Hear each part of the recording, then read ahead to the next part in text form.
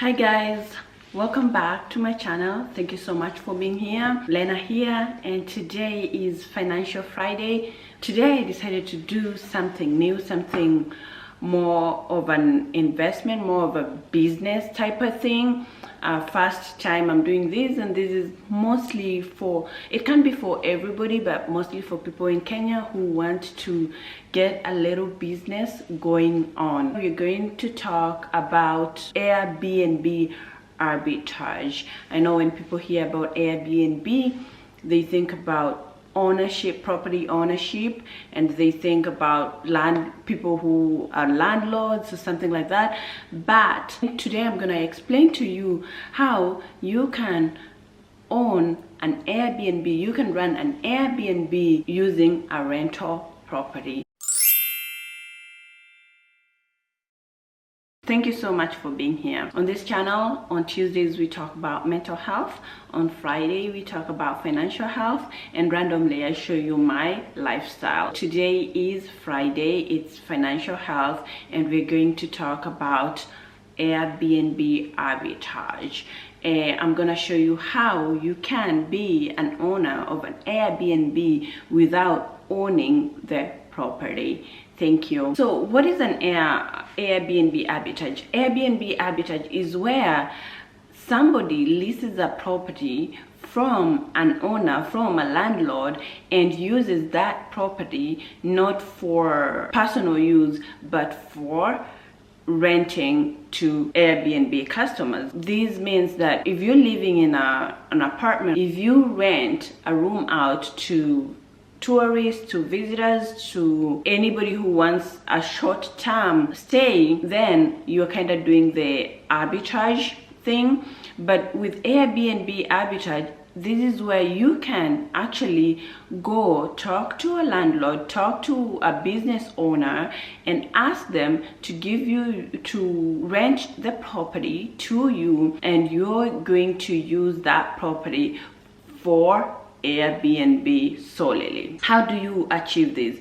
First of all, I'm going to go through the process of being able to have an Airbnb arbitrage, and I'm going to show you the benefits and the benefits of doing this business. It's a very lucrative business, and I actually think in Kenya it's even more lucrative, because in Kenya the advantages are, in Kenya you don't sign leases to have apartments. Here you sign a lease, a 6-month lease, a year lease, 2-year lease, and so on and so forth. In Kenya, I believe the only thing you need to rent a rental property, to rent an apartment, you only need maybe a deposit and maybe first month's rent or something like that, but you don't actually need to do a lease. And when you're about to move out, you only give a notice, so you can move any time of the year without incurring any extra expenses. And like here, when you are in a lease, if it's a 12-month lease, you will have to move at the end of your 12 months,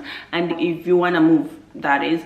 But if you want to move sooner than that, you'll incur a lot of expenses. It will actually cost you a lot of money to break your lease. So I believe in Kenya, having an Airbnb arbitrage will be very, very beneficial, because you can have it in certain months, certain touristic months, certain months that you know the tourists are there, and you can actually have it in certain areas depending on the months on where tourists go.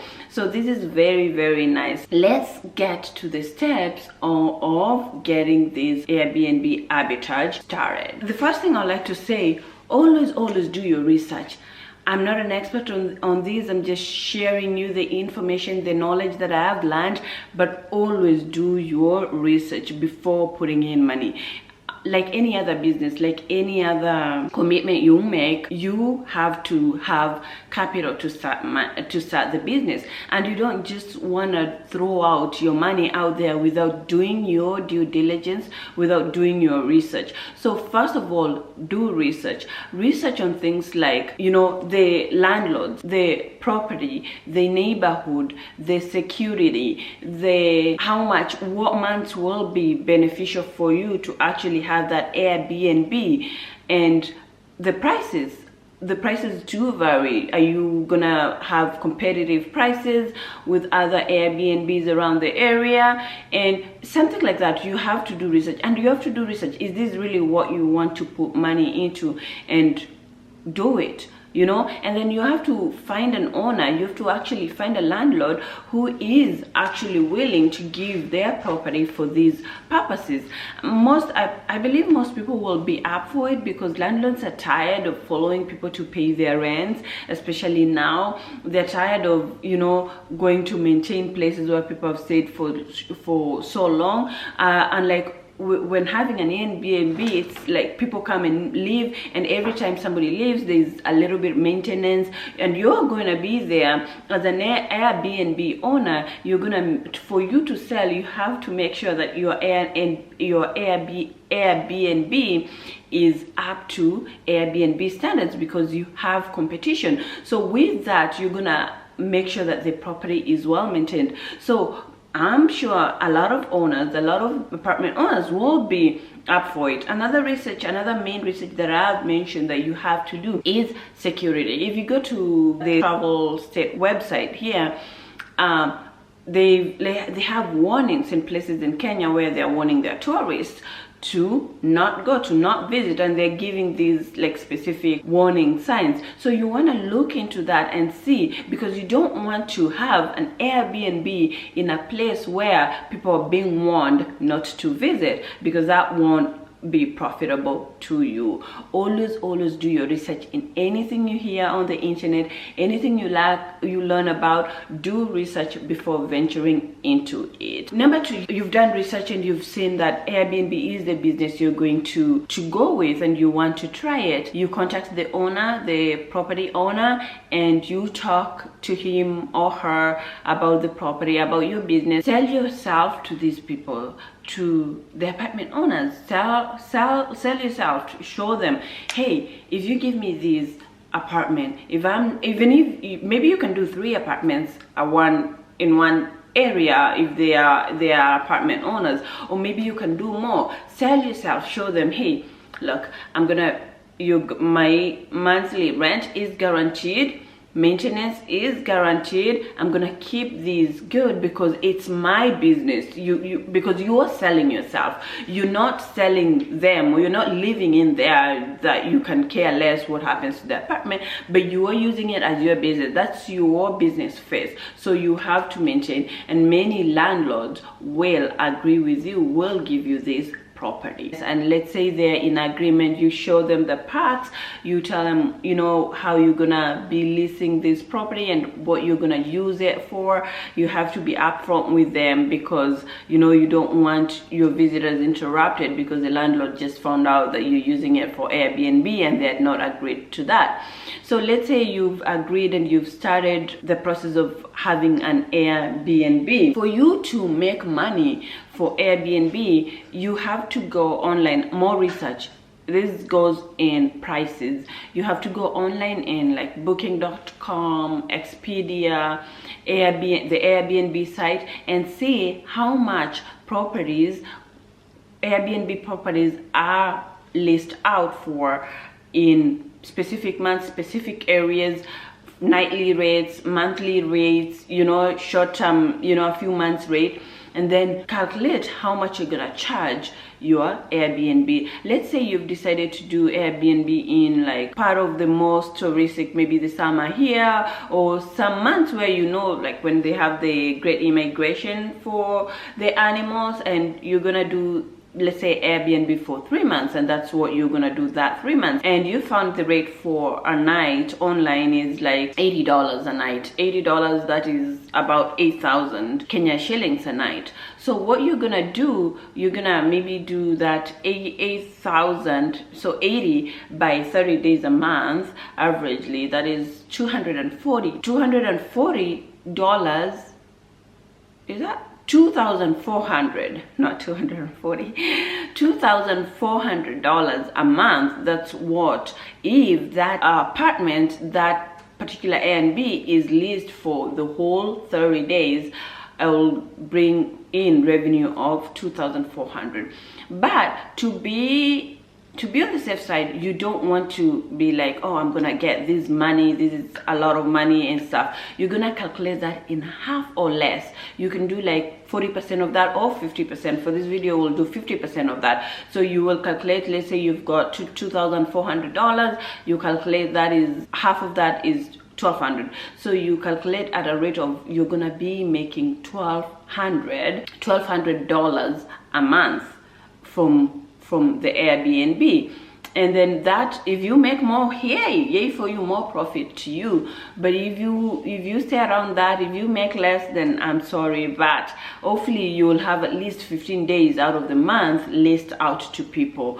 So when the amount you're working with is $1,200, which is in Kenyan money is about 120,000, yeah, 120,000. So you will look for a property, for an apartment that monthly you will pay less than 120, so that you're making profit. And these less than 120 in all your expenses like rent, cleaners, maintenance, Wi-Fi, electricity, water, all those necessities per month, they have to all be less than 120, so that you are able to make profit. So you get an apartment, let's say it's 50,000 a month, a good apartment, everything inclusive, let's say 70,000 a month. So 70 minus 120, so that is 50,000 a month that you can easily make. I hope I'm not rambling here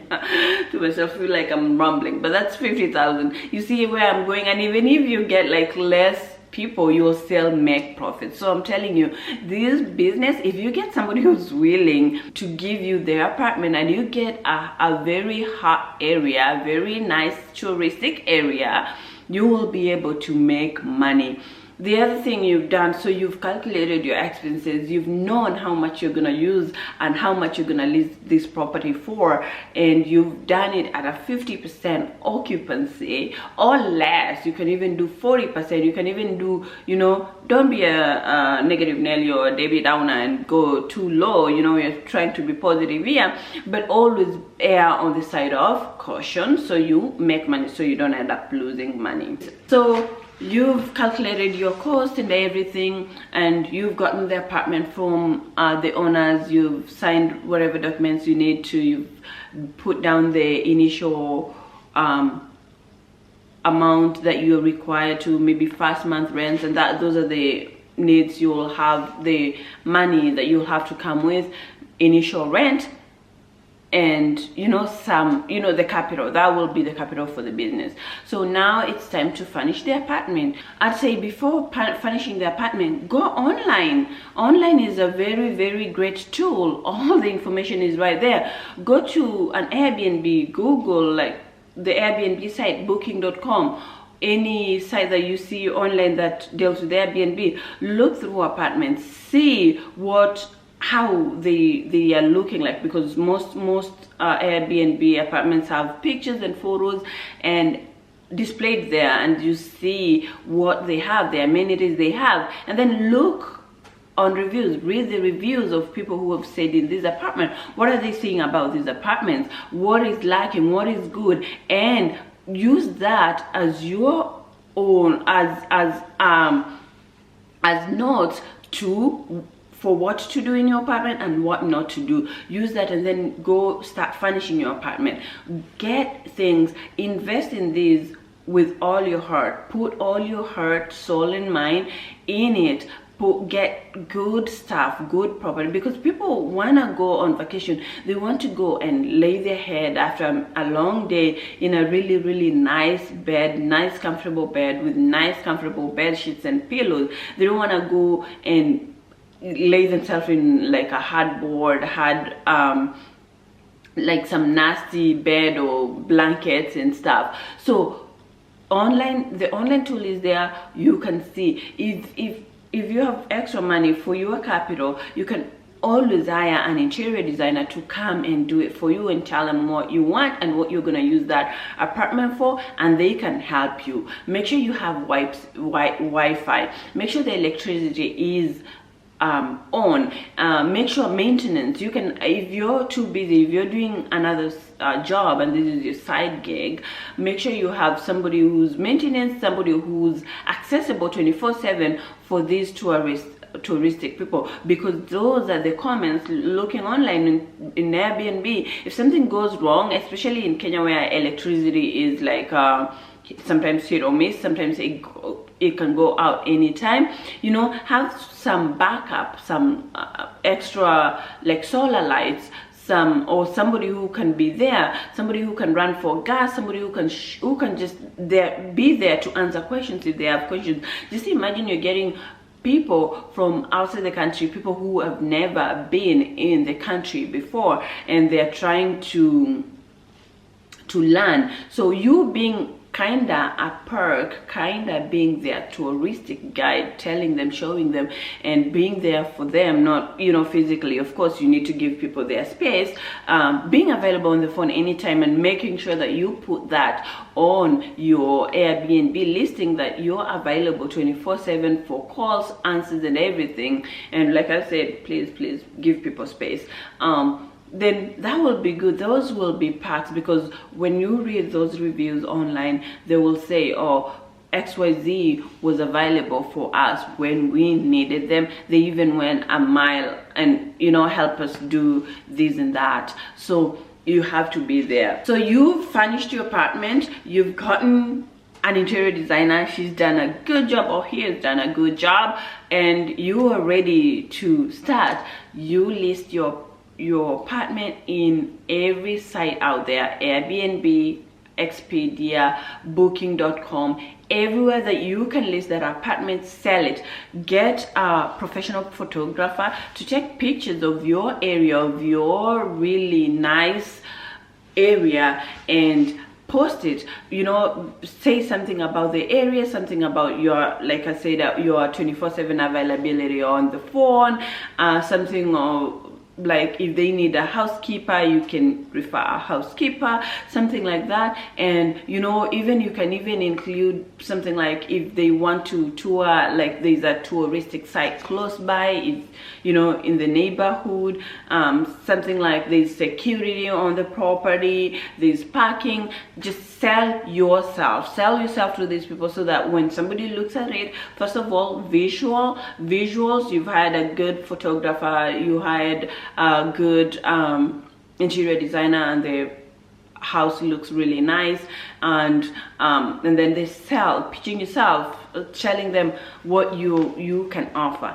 Then, you know, there you are, you've started your business, and then you can follow all the other business stuff that you're required to do in the Kenyan standards, like, you know, paying taxes and all other things when you own a business. And you can do this seasonally in Kenya. You can do it like 3 months out of the year, where when you know, okay, it's gonna be a touristic month, a lot of people are gonna come in. More people are trying to avoid the hotels, more people are going to Airbnbs. Locals too use Airbnbs, believe me. People will like sometimes to have a weekend out, and they will go rent an Airbnb where they can just get away and still have that like warmth of their home, of warmth or privacy that an Airbnb is able to provide. Thank you so much. I hope I didn't ramble a lot. I felt like I was rambling up and down. I hope this will be really helpful for somebody who's thinking of starting an Airbnb arbitrage in Kenya. I hope this will help you. And if you have a property, even better, you can use your property for Airbnb and make a lot of money. Thank you so much for being here today. I will see you next time. Keep coming for more. If you're new, please subscribe. Thank you. I love you all. Bye.